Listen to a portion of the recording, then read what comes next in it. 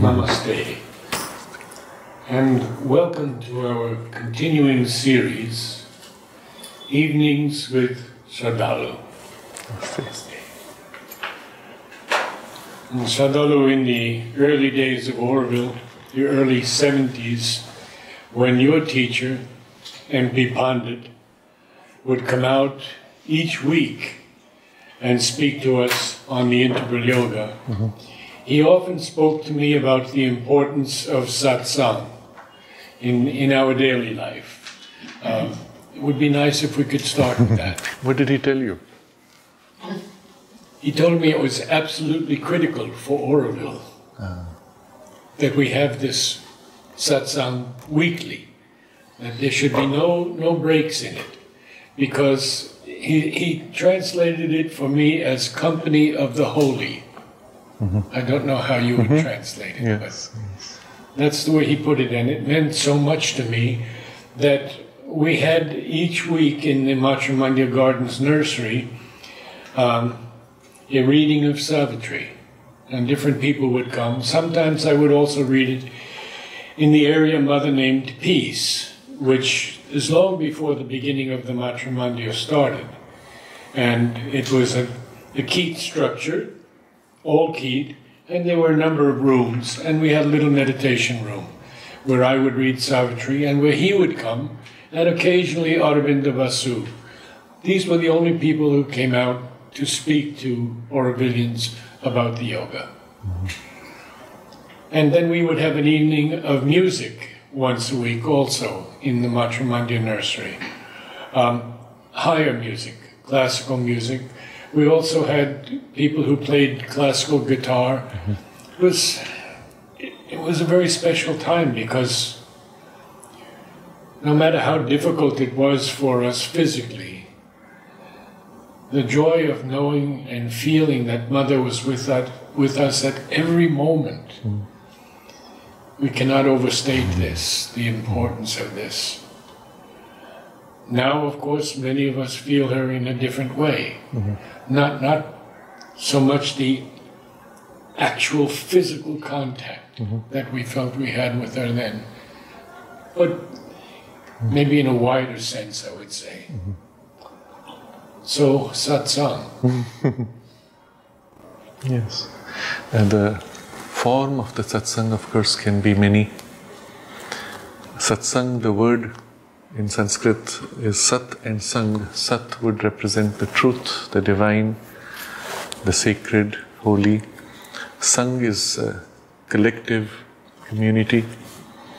And it takes the form typically in the way it is used in India, in a form of a gathering where people listen to something which is sacred, uplifting, inspiring, spiritual, which turns the thoughts and feelings towards the divine, but all together as one collective. Often it takes a form where somebody is giving some lecture or narrating stories from certain traditions, or just speaking of his experiences, or elaborating on some teaching, some sacred text. And everybody in the crowd is one-pointed in their concentration. All thoughts, all emotions, and even physically the body and the sight is turned to a single point, which is the focal point that rises in aspiration. And that's really at the heart of it. You can change the physical configuration. Instead of having one person with a group, you could put all in a single circle and all share, or one person reads, others take turns. You share, you discuss. But this one-pointedness of the thoughts, of the emotions, and even the physical consciousness joining and rising in a one-pointed aspiration, that's really at the heart of it. There are two components to this inner experience. One is the fact that we join together. Now this, you don't have to do much. It happens automatically, just by the fact that we are dwelling on a single idea or theme, or just the fact that we are sitting together long enough. If you watch the same process taking place in a public gathering, or you have a large number of people in a waiting room before they go and meet a doctor, if they're sitting long enough, at some point there's a blending of the energies that takes place. Except that it's not particularly uplifting in its intention. If you're at a political rally or in some music concert, something similar happens where you get pulled into the collective crowd consciousness. Again, it can be a low grade or a high grade depending on the content. But this joining together has value from a spiritual perspective only if it takes place in your higher spiritual parts. Or if these lower parts turn towards that higher and join in the higher spiritual domain. A vital unity can equally form, but left to itself, it would only create a larger collective ego. But if that vital collective turns in aspiration to the spiritual, then the vital itself can be lifted up and something deeper can work through the vital. So this joining of the consciousness which takes place spontaneously, and of course there's an intention in our coming together which helps. That is one aspect. The other aspect is that we turn that unity towards the higher. How high?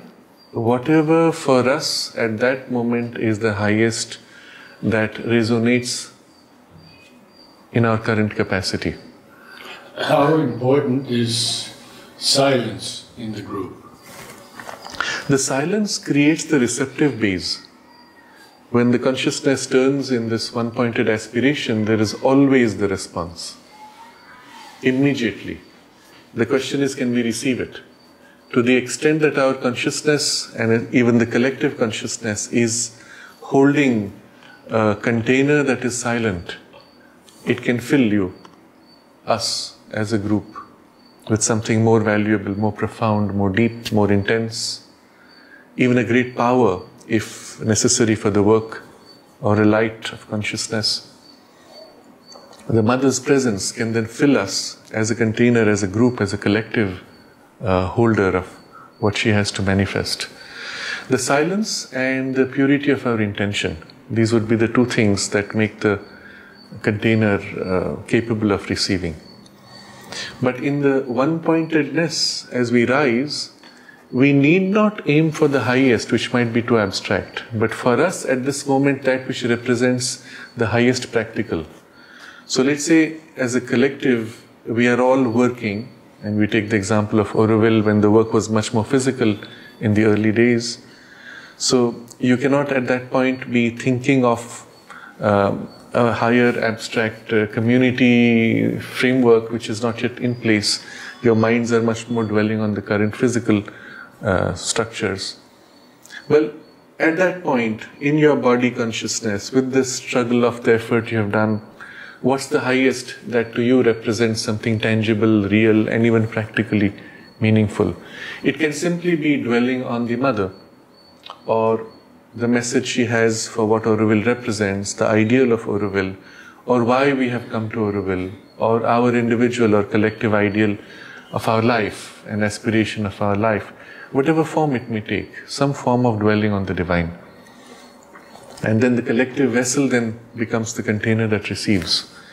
The result of this will be, when we go back to work, while each of us may do something different, we are all connected and held in that container. The spiritual container that is formed in this state of the Satsanga continues, and it does not need our physical proximity.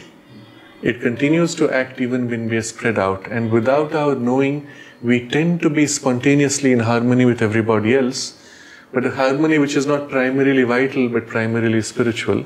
But if the vital has been taken into it, then it can act through the vital and even through the physical actions. So those who meet in such a way regularly in the Satsanga, you will find very quickly they will begin to coordinate their actions, their efforts, even without seeming to do it consciously. You happen to do something today, and I happen to do something today spontaneously, and we discover it was perfectly correlating and complementary to some part of the work that we find out afterwards.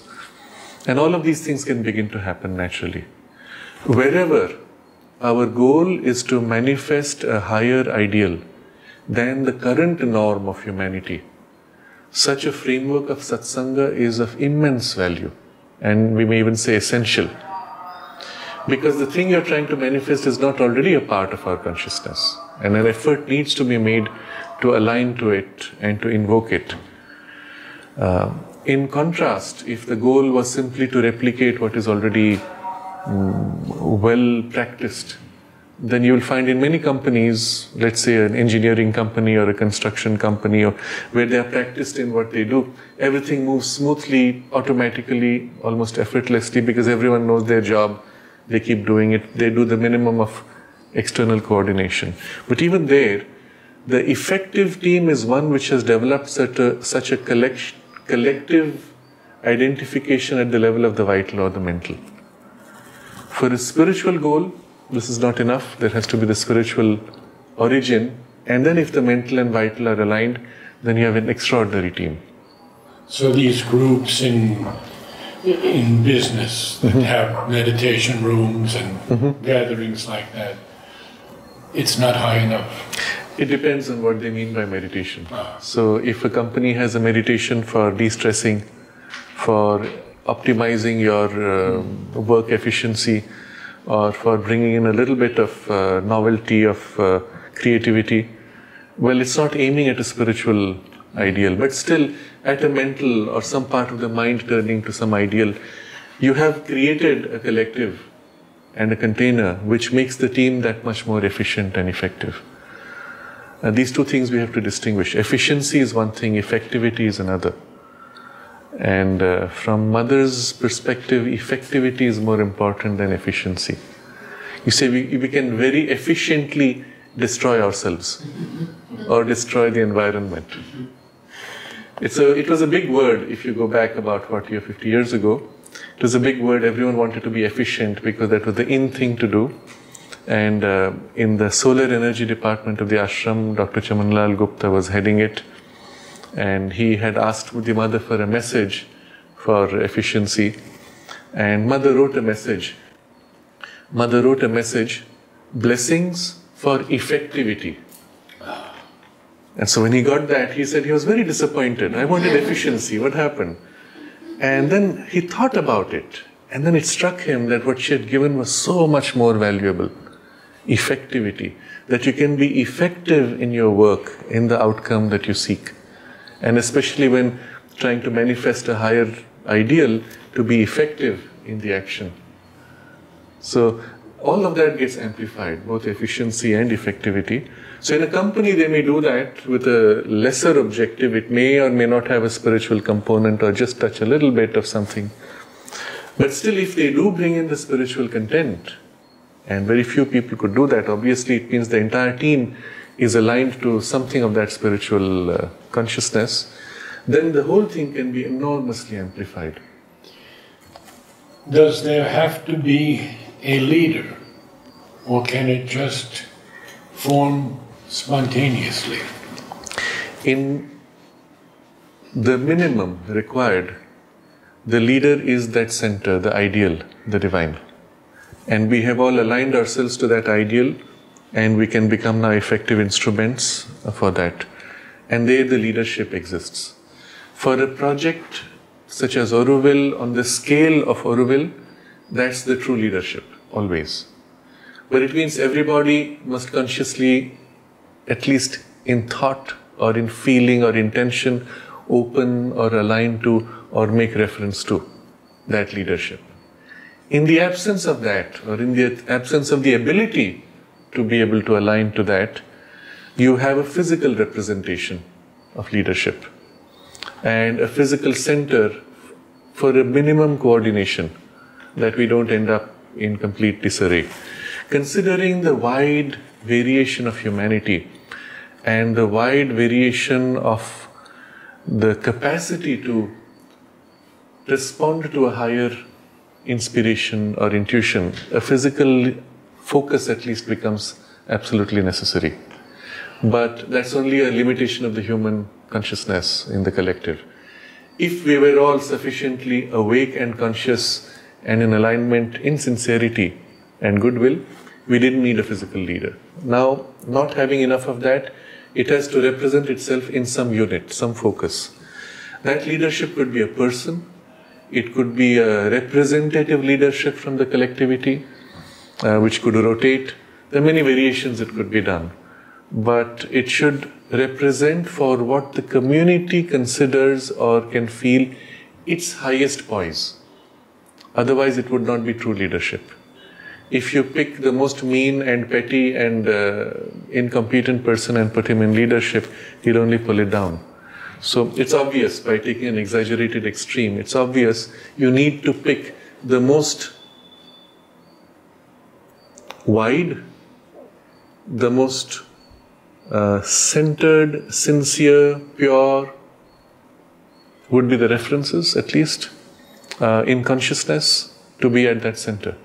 If you see the way Mother chose leadership in the ashram departments, well, she was at the top always, but each department was broadly decentralized with somebody taking care of the departments. She picked people who were inclusive and wide in their consciousness, so that they could include all the variations of types. And so one of the criteria for that leadership would have to be this wideness of consciousness. And then it must be able to sense when something is off. Logically, you can justify anything. Logically, you can tell me this is effective and I will say, yes, it sounds good. But if there is the core of purity that indicates, it says, well, watch out, there's something which is being missed. And that purity or some reference of intuition with which things can be checked, which are well beyond your normal human intellectual capacity. But you can check against a reference which is deeper. That would also be a criteria necessary for the leadership. They don't have to be experts in everything, but they should be able to feel if something feels right or doesn't feel right, and then to be able to articulate if possible. Can you give us some examples of satsang in the ashram? Well, whenever we have the formal collective meditations, they take place in the playground or in the ashram main building, or there are other occasions when we have programs on certain special occasions, it becomes a kind of satsang. But a lot depends on, as I said, the group itself and why they gather. Some of it tends towards formality, more like a ritual almost. And I remember in the earlier days while we were students, we were forced to go for the morning New Year meditation, which would be quite early and not always the time when every child is fresh to go. And then we were made to sit there, which was great. There was the music, which was fine. But the man who was coordinating, let's say, for lack of a better word, the whole space was a tyrant. He would look and glare at every child. And if you so much as moved a little bit, he would come and threaten to hit you. And all kinds of weird stuff. So we hated him. And the result was we felt suffocated in that space. It was not a loving, embracing or inviting space. It was torture. It was tyranny. And often what would happen is, the moment the 6:30 clock struck, the front part children would leap up and rush out. And some of them would shout with their voice, "Oh!" The silence which had been built, they rebelled against and pushed out. And then he would get more angry and more dominating, unfortunately. And it could have been handled much simpler if they had put the right kind of person. That's why when we speak of the leader, he was effectively the coordinator for that event, but the worst possible. And if there was somebody more appropriate, it could have been handled much better. So yes, these are occasions, but we need to ensure that they are properly. But I would ask that in these occasions, there are many, many different people coming in, and many of them may be only sightseeing. Others may have negative vibrations or attitudes towards most things in the ashram. How does it form a satsang? The benefit of the collectivity is that the larger collective tends to blur out these variations. And so if there is somebody who is particularly contrary to the purpose, he might even find himself suddenly changing in his consciousness and feel something different. And equally, somebody who is normally in a higher state might find himself pulled down. So it was a conscious structure that the mother made, and she spoke about it. She said she has linked everybody in the ashram on an occult level, as if with a network of consciousness, like a mesh, threads linking us all together. And she said the result is that those who are naturally ahead in consciousness, they tend to experience a dulling, pulling down. Whereas those who are particularly lagging find themselves lifted up. So in practice, many people will feel that it's a weight, the collectivity becomes as if a weight pulling you down. But in practice, she said the overall lift is more than the loss. The benefit is greater than the loss. And that's why this was worthwhile. What about collective groups as satsang around the world? Let's say Sri Aurobindo centers. Well, the same thing would apply within the center where the people meet. It becomes an occasion to intensify and unite in the aspiration. But the same tendency would apply also for it to become monotone and mechanical. The question is, the form of the satsang, does it match the current aspiration and need of the group? That's why I started with, what is it that you aim at? So if you have a collective that needs some intellectual stimulation, intellectual understanding, and you sit together in silence, it's not going to work too well, which was the problem with the children. So they needed something which, at least that silence didn't make sense to them, or it was a bit too not properly conducted. Then a study, a reading. You would read something from Sri Aurobindo, perhaps discuss it, see what resonates within you or how you can apply it, or some examples in your life where you have experienced that, which you can share. And so kind of a discussion around some ideal with some practical implications would be one form. Or it could take a form where they could just be in a more bhakti space, where they would read something that resonates with the heart's love and devotion, if that is the need of the group. The problem now is how do you standardize this for all the centers? In my opinion, you should not. But that's what they want to do, because most of these centers come under one big umbrella structure. Then they want from the center to say, okay, all centers should do like this. Then you get into a bit of a difficulty. But if you recognize that each center may have its needs, you can give them suggestions. Here's a combination of things you could try, see what works, and then evolve as you go along. It may be that you start with something which you read, and after a while you feel, well, this is not quite working for us. What do you think will work? We can discuss and find something else. A lot depends also on how we see this, the value of the satsang. Let's say you take a large city where everybody in the city comes together. Maybe numbers at the time may have been 10 or 15. It made sense for everyone to come together. It meant a lot for them to be in that collectivity, even if it's once a month. But after a while, some people feel, oh, it's too much of a strain, and I'm not able to come here. I'd rather meet in my house. And then a few who are nearby, they break away and form a separate gathering there. And to me, that's fine. The value of the satsang is in the effect it has. And if it has no effect, then change what you're doing. If it works for you, wonderful. And you need to fine-tune, of course.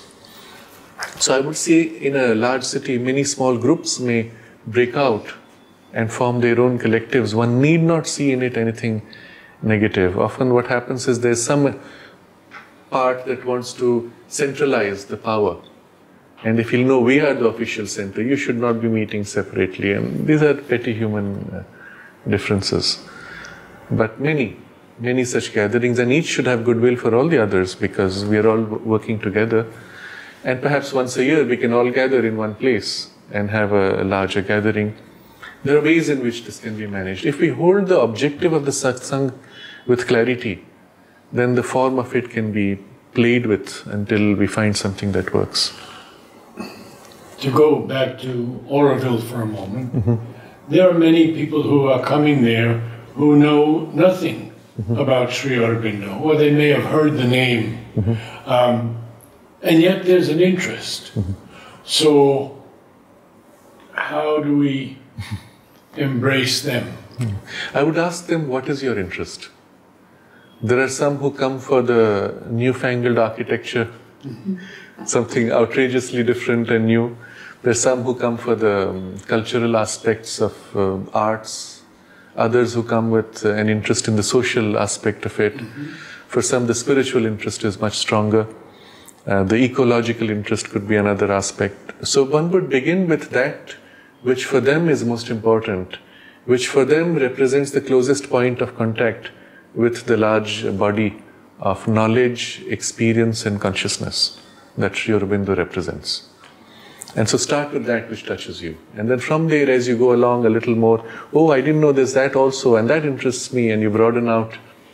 He leads you to broaden out the whole consciousness. I can look back at a time when certain things didn't make much sense. The socio-political aspect was for me something very distant. And a couple of decades later, suddenly that became extremely important because I was now facing that problem in the collective space, in humanity, in the country, within the community. And then I said, well, now this is very important. And when I began to study those things, suddenly it acquired a depth which earlier I couldn't have because there was a maturity in my own experience and consciousness. And the same with certain aspects of art. What earlier was somehow not tangible later became much more, it was vivid, it was even so intense that I said, oh, I wish I had this earlier, but I was not ready. So recognizing that each person goes through their own growth path, you begin with what works. And so that's why the multiple centers of satsang are so valuable. Each then develops its own particular characteristic. There will be the satsang for those who are more artistically oriented, some who are more socially oriented, and they'll have their own particular form of the communion. Looking back at the space of the ashram, particularly, the gatherings which we have already, as I said, the meditation timings, they have a certain value because the people who come there are of a certain type, but it's not the whole community. And then at some point during a certain period, it was found that the numbers of people who came for the cinema in the playground was much larger than those who came for the meditation time. And there was one lady who would come studiously, regularly for every cinema, irrespective of whether she understood the language or not. And her justification for it, she said, you know, the cinema time is when everybody in the ashram comes together, and that's when Mother does the most important work in us. So I'm coming for that. I don't know if she felt it, but it made sense at least. That's the time when... But if you think of the meaning of it, there is no occasion when the entire community comes together. The only time it used to happen was on darshan days, when the entire community came to join the queue to go to Sri Aurobindo's room or the mother's. Which... 2nd December? The 2nd December program is also one of those, yes. That's one cultural program where almost everybody used to come together. But not so much now. Not so much now. What happened is, again, it split. Because the numbers were large. And so, let me explain this. The same thing happened with the darshans. So as in the beginning, because it was mostly the ashramites and a few devotees coming from outside, it was perfect. Nobody came unless they had this very clear connection with the Mother and Sri Aurobindo. Later, when the numbers dramatically increased because people came for religious reasons rather than the spiritual experience. They came because someone said, oh, it will give you good luck, you'll get benefits in this or that way, your prayer will be granted. So large numbers came on that promise. Now they've fallen a little bit, thankfully. But when that happened, the community unit which was there got enormously diluted. suddenly you had people in front and behind you who had very different vibes, sometimes terribly contrary vibes. And you could not, it was a struggle to stay concentrated when you were in the queue. And briefly for a while, the organization had been changed and they kept a 2-hour slot just for Ashramites. And it lasted barely a year or two. At that time, it was such a beautiful experience. The whole community was together. We were in the queue together, going to meet the mother. It was such a beautiful experience. And that was the closest to the real satsang. The same thing happened with the 2nd December program, where earlier, well, it was a gathering on the occasion of the school's anniversary. And there was a program, a big demonstration, large parts of the ashram participating and everyone else watching. And then the visitors started. Numbers grew and they forcibly asked Ashramites to come on the dress rehearsal day and not on the final day. So that could be made free for the visitors and tourists who had no interest in anything deeper. They came for entertainment and they get better entertainment on TV. So they're coming more as a ritual. It's 2nd December, I have to go there, I have nothing else to do. And so it's an opportunity wasted. So the collective unit again got fragmented. A similar thing happened when the early days of the ashram, everybody was living in a perimeter around the central building of the ashram within half a kilometer or less, maybe a quarter kilometer, within a few hundred meters at least. Everybody was there. And somebody who lived too far away, let's say 4 or 5 blocks from here, we said, it's so far. And then there was a passage where suddenly they gave up all the houses which were being rented. The management gave up those houses. And you had actually a benefit. If you had stuck on, you had the right to first purchase. But they just pulled out and built these housing blocks in one of the gardens far away. So the entire ashram community was pushed out and the surrounding space became full of these completely contrary vibrations. Certain political parties set up office, businesses set up office. Now you have the restaurants which are trying to come close, and it spoiled the atmosphere of the collective. And the community which was pushed out didn't get the nourishment of the center, and the center didn't get the protection of the community, and the whole thing, spiritually, it was a disaster. I don't know if we'll ever recover from that. But it's the damage done, it's too late to change. So the satsang container which I spoke of, that's why we have to go back to what the satsang is intended for. If you understand the importance of the container and the relationship and what it receives and builds, for a spiritual community, it is extremely precious. You could do without it. The container could become more rarefied, more abstract, but it demands much more on each individual's effort. Coming together, the collective effort sustains and makes more easy for everybody. So I would still hope for some way by which within the ashram we can have that kind of a gathering where everybody is together in that state of aspiration for a common purpose. Cinema is not the best state. When a collective meditation is taking place, people are all over the place in their minds.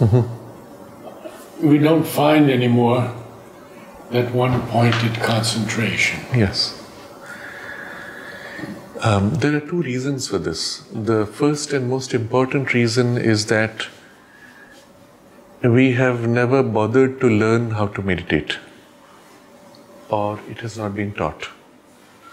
And it goes back to some aspect of the history of the ashram itself, because there was always this sense that each one had their unique relationship with the mother. And so we never have a formal framework where the teaching itself and the practice of the teaching is taught. The teaching is reduced to a level of abstraction of the philosophy, but the practical aspect is not led through. And the result is, suddenly nobody knows because they don't even bother to read. Sri Aurobindo has taught, he has spoken about it, Mother has spoken about it. In fact, many different practices and forms of meditation. But if you have not bothered to read, then, well, you don't get it. The other side, the second reason is that earlier, when people sat with the mother, you didn't need even a formal guideline. You went there and the power of her presence was so intense, you were just sucked inward and lifted and the work was done. Yes. In the absence of her physical presence, the presence was still there as a container again. But subsequently, when the numbers came in filling, which were diluting, that's why I said the problem starts when large numbers of visitors come who do not have the spiritual aspiration. Then the thing began to dilute, and now people found, oh, earlier we used to sit and we would get pulled in, now it's not happening. But they never made the effort to cultivate and deepen the capacity which came with that experience. They never built on the experience. And Mother has spoken about this, that you have to follow up, you have to build on it, develop and deepen. They didn't do that, and now suddenly they found that they were unable to. Or they had to run away from the crowded time and go at times when the crowds were not there, go late in the evening, early in the morning to the ashram. And so many of these are historical reasons, but they led to a thinning or a weakening of the container. And today we are struggling with that. People had got used to the container carrying them and lifting them, and now suddenly the container has become too thin and weak. And so they don't get that lift anymore, and they don't know what to do. And then they don't have either they have the arrogance which says, I already know, I don't need to read or study or learn, or they don't have the habit of reading, and so they miss entirely. I remember Panditji describing this when he used to sit for meditation in those days. One day Kapali Shastri asked him, what do you do when you are meditating? And he said, well, I just stay quiet. And he said, no, that's not enough. You have to make an effort. You're supposed to do something with it. And so he told him what had to be done. But this is not being said by someone. There's no one who can say, hey, you're not doing it right. You better do something about it. So people sit, they feel good, the mind wanders, but somewhere in the heart you felt peaceful and happy, you came out, and something of that effect remains. Or you come for that nourishment, but with nothing that you do to contain and retain it. And so you lose it, and you come back, and you're just taking and taking. There's nothing which is being given to build or strengthen the container of the presence. For the spiritual community, this is extremely important, to strengthen that container. Otherwise, with the weakening of the container, the protective layer also weakens, and all the other intrusions begin to happen, which is what we are facing now. Can one bring children into this container, and if so, how? Absolutely. I would even say we should. We should bring children. It's one of the most important responsibilities of the parents. We have discussed this earlier when many sessions ago, how parents who had an experience with the mother have not transmitted those values or the worth of that to their children or grandchildren. And suddenly you find, at best they have a picture of the mother, they do their daily puja and walk away. But that living experience, contact or some deeper practice has not been transmitted. A lot of the problems, which also we have discussed before, from education and the current declining society, can be neutralized if the child has a deeper sensitivity and a connection to the presence within, a vivid, living influence of the psychic being within. But all of this will not happen automatically. Against a society which is pushing hard to degenerate and to harden you, you have to push back with something which is positive and deepening and making more subtle and sensitive. And so the parents have this responsibility first in the house, that if they sit in concentration, if they have a space where they do their prayer, one can build a very strong presence. Then you bring the children in with you. Let them sit with you. And maybe the child's concentration, attention span is 5 minutes, but let that 5 minutes be as fulfilling Let him acclimatize to that vibration, so that now anything which is strongly contrary to that vibration, he feels, oh, something is not okay. And then as the child grows older, you give him things to do.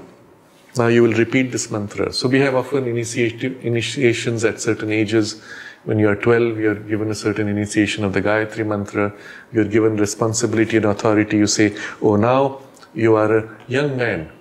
You are going to be responsible for your growth. And now it's a kind of formal handover of responsibility. And this is the mantra which you will repeat every day. So here's something you can do at that age. Or before that age, other things you can do in feeling, imaging, or even in repeating a mantra.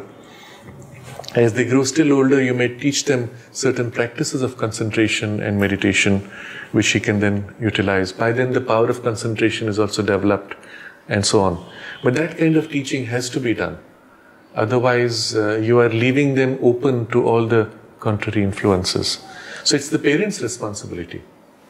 If they have not done it, they will find, oh, our children were so nice, but now once they've reached this age, they are losing all interest in deeper things and they're coming back with contrary ideas. And you are at fault because you did not give them the necessary tools.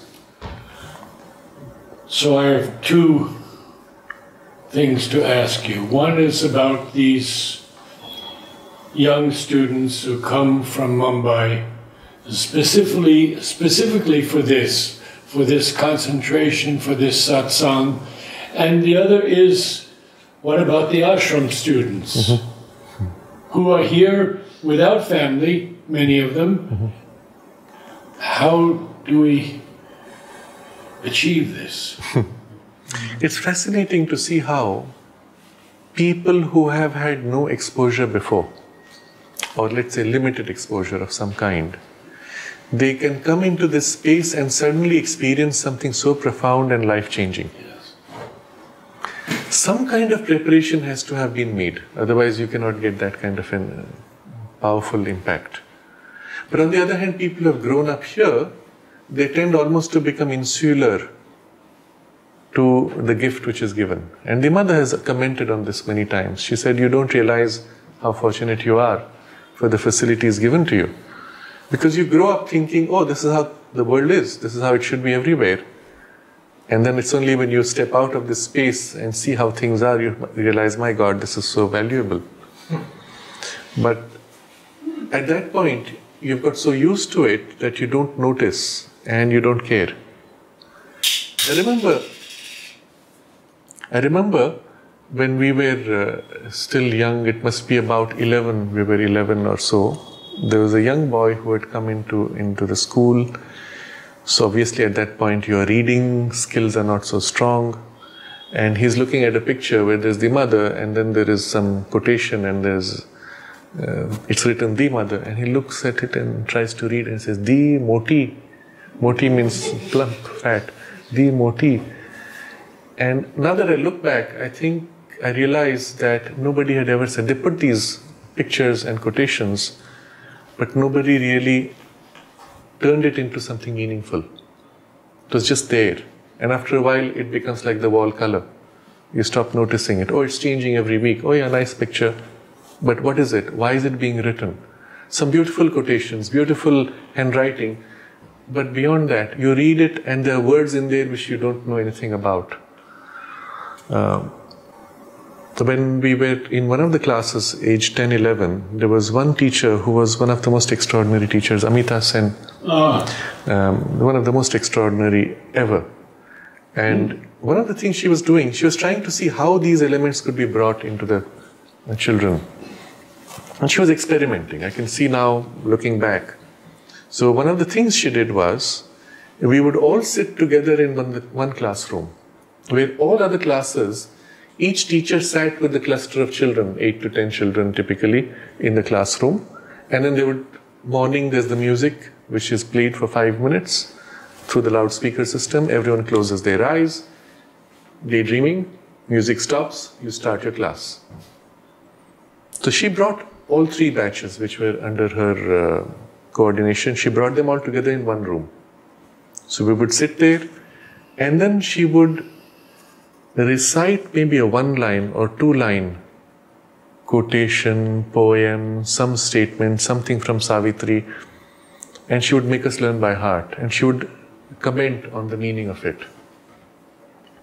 And it made sense. And there was a satsang, a collective space where our mind was engaged, not just daydreaming with music, feeling good, but something was created. And then from there we would go into our 3 groups, independent classes. So it was an interesting experiment, because at that age, obviously the vocabularies, the ideas may still be too abstract. But certain seed ideas were planted in this way. And one has to experiment. But the important thing is, like I said, the reference was what is for you the most meaningful, the most helpful, the most accessible in relation to the divine. That will be the form of the satsang. So for a child, it will be one thing. As he grows older, it will change. I would like to tell all of you that I did 13 interviews with Amita. You can find them on our website, Mother and Sri Aurobindo. Yes, I will highly recommend them. She was one of the most talented in the ashram school, and the mother trained her specially, worked on her to develop her artistic side. She was brilliant in theatre, in music, poetry, painting, art, and with a mind which had clarity, structured thought, ability to articulate with precision, with literary side, and a deep understanding of what was intended in the whole integral education approach. And I remember once I was chatting with her, and she was speaking about something which was from Sunilda's music, and then she slid from there to an artistic image expression, and from there to a theatre expression, and it was so seamless. I said, wow, is this even possible? I'd never seen something so seamlessly blending these 3 domains. It is extraordinary. And she wrote many books, by the way, booklets, let's say, of articles, and unfortunately nobody preserved them. She gave them to the school and they just threw it out and it's gone. But this is what mother could do. Pick up somebody who has a potential and lift and raise all of their potential, harmonize, unify, and build something so beautiful out of it. And she can do that to us if we open ourselves and give ourselves in this way. One brief anecdote. I was speaking to her once about Baji Prabhu, and Shivaji comes to him and he says, give me 50 men. And when she said it, it shook me. It was so powerful. I lived that experience. Yes. It was amazing. Yes. I never heard anyone speak it like that. Yes. In the movement, in theatre, she could bring the full experience as an impact. It's amazing. And with the spiritual dimension infused into it. But coming back to satsang, the necessity of it, equally in Oroville, which is a much larger space. Now, it's meant to be eventually 50,000 as a township. Let's not even look at that. We are what, 3,000 or 4,000? Yeah. Between less than 3,000 currently. Let's say it even grows to 10,000. There is still the necessity for the coming together of the collectivity to, in some way, around this ideal that Auroville is meant to manifest. And the space for that has been created in the amphitheatre near the Matrimandir. And often this takes place on the New Year's Eve or Darshan occasion. Sometimes they have a bonfire certain days. It can be an occasion for the whole collective to come together in silence, but with the conscious awareness of the ideal and relating to the mother's presence, which presides over and unifies them at that point. Something like that is absolutely necessary for any spiritual community. And if nothing else, within the larger community, in every sub-community, some such regular gathering and sharing in a satsang framework would be of great help. Is it absolutely essential for these people to learn of Sri Aurobindo and Mother through satsang? The learning may not be through satsang, but the communion around the ideal will be the primary objective of the satsang. And then if it helps, maybe subgroups of satsangs may take up themes of learning about Sri Aurobindo or the Mother or something totally different, but in the line of their inspiration. That would be fine. But it's not so much about the personality or the form of Sri Aurobindo and the Mother or their teaching. That is relatively secondary to the consciousness that they represent. And so to at least enter in collective aspiration on that, around that consciousness and the ideal would be essential. Then there are groups who would want to study, who want to understand. There are other groups who might want to feel or practice. And we allow for the full variation in that space. To each their own. You see, there's a natural form in which this happened in the ashram. Because around the Mother, so many grew to become extraordinary beings. That those who came to visit would naturally gravitate to one or other, sometimes to more than one. But each represented a particular aspect of the divine consciousness expressing in some way. Someone representing the artistic, someone a scientific, someone a yoga aspect, someone a philosophical aspect. And then you have personal affinities. This person vibes more with my type. A more bhakta type, a more jnana type, a more karma yogi type, whatever form it is. So there were spontaneously multiple centers, and people who came would find themselves drawn to one or other, and as I said, sometimes more than one, to draw as if nourishment from each of these. And that became a kind of satsang. So even a very small group, Yes.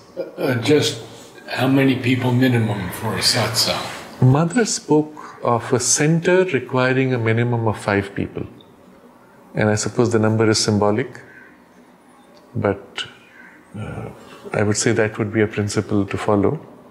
But she has another statement. She says, where 12 people come and invoke the divine is present immediately. And it's an old tradition. Again, the number is symbolic of the 12 aspects of the divine.